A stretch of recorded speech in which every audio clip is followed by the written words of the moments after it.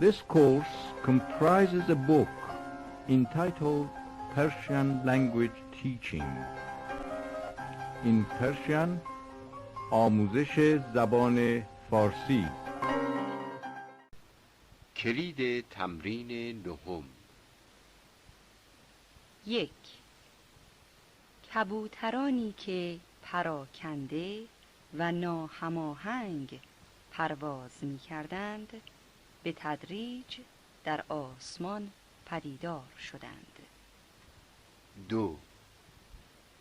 امروز شهر ناآرام بود و هیچ یک از مردم به سر کار خود نرفت.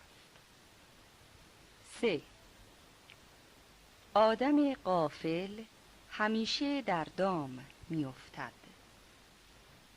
4. مردم از حرف ناحق بدشان می آید. 5. موش که کبوتران را آزاد دید خوشحال به لانه خود برگشت. 6. کبوتری که آهسته بال میزد یواش خود را به بالای درخت رسانید. 7. طوقی که از قدیم با موش دشمن بود دلش می‌خواست او را در بند و غمگین ببیند. 8.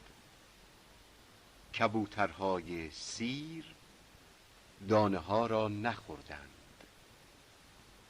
9. اسارت و آزادی متضاد یکدیگرند. 10. آزادی متضاد با اسارت و مترادف با رهایی است.